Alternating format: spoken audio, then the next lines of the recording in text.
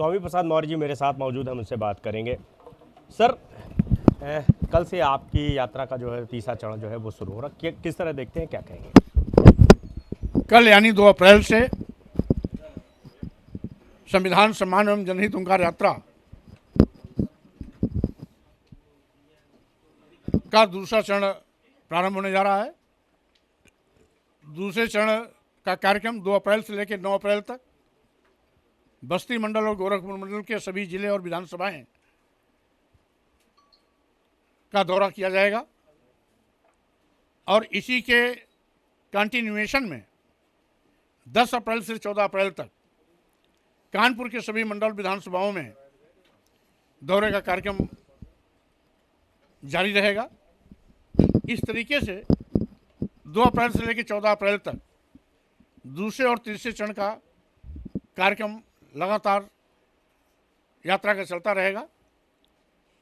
यात्रा का मकसद देश के नौजवानों को रोजगार दिलाना, महंगाई पर नियंत्रण करना, किसानों को लाभकारी मूल्य दिलाना एवं न्यूनतम समर्थन मूल्य की घोषणा कराना, छुट्टा जानवरों द्वारा फसल चर के चौपट किए जाने पर रोक लगाना, अस्पतालों में गरीबों को निःशुल्क दवा उपलब्ध कराना, वन नेशन वन एजुकेशन के माध्यम से समान शिक्षा लागू कर सभी को उच्च शिक्षा का अवसर देना, साथ ही साथ आज बड़े पैमाने पर SC, ST, OBC, मुस्लिम एवं अदर माइनॉरिटीज़ पर बड़े पैमाने पर जनजातीय अत्याचार की घटनाएं बढ़ी हैं।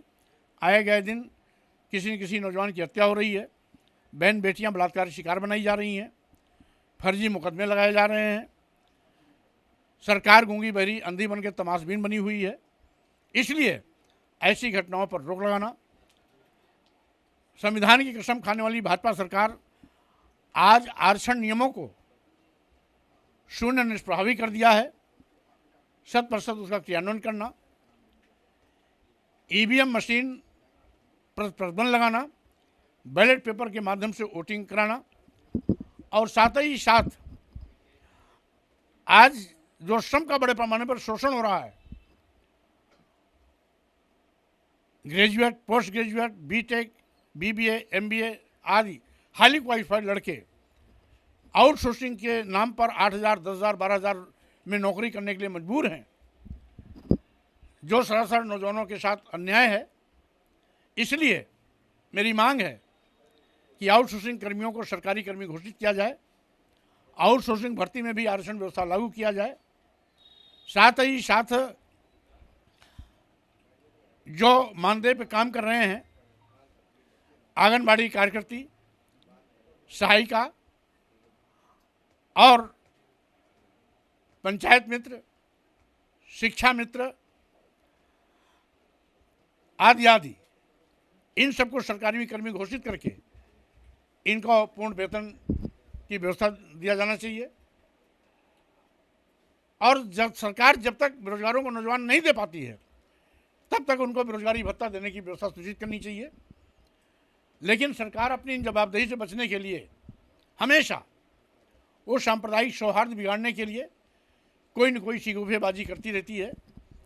कभी हिंदू मुस्लिम, कभी मस्जिद में मंदिर खोजने का नाटक, तो कभी औरंगजेब पर चर्चा, तो कभी बाबर की औलाद कर करके एक धर्म विशेष के लोगों को के मानहानि करना आदि सरकार की आदत से बन गई है। इसलिए कुंभकर्णी नींद सोने की सरकार को मेरा जगाने का भी इस यात्रा के माध्यम से प्रयास है कि वो मूलभूत समस्याओं को सुलझाने के लिए गंभीर हो और सरकार अपनी जवाबदेही सुनिश्चित करे। सर, प्रधानमंत्री प्रदेशवासियों को ईद पर जो है ईदी का किट बांटते हैं, लेकिन योगी सरकार में बोला जाता है कि नमाज जो है सड़कों पे अदा नहीं होगी। अब बोला गया कि जो ताजिए हैं उनका साइज छोटा होना चाहिए। देखिए,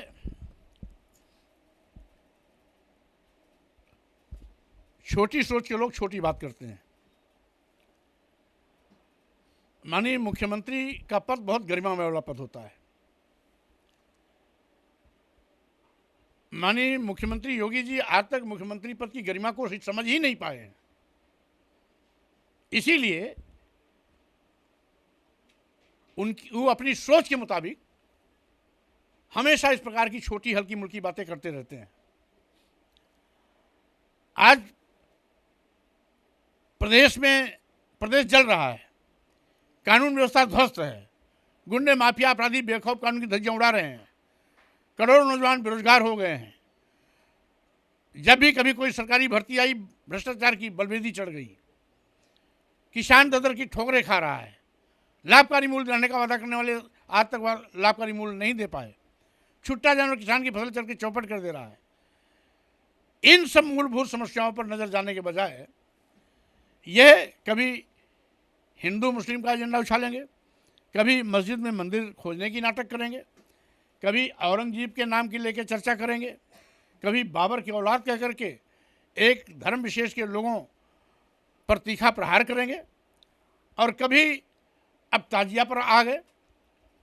इनको ताजिया छोटी होनी चाहिए इसकी चिंता है, लेकिन जब यहाँ पर महीनों हफ्तों लगातार मूर्ति विसर्जन के नाम पर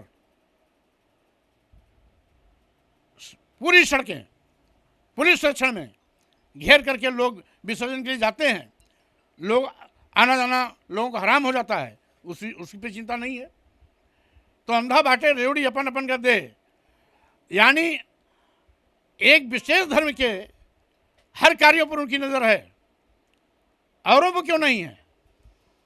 अपने धर्म के उन तमाम ऐसी गलत रीति रिवाजों पर क्यों नहीं है जिससे लोगों का जीना दूभर होता है, रास्ते जाम होते हैं, आए गए दिन अनेक प्रकार की दुर्घटनाएं भी होती हैं।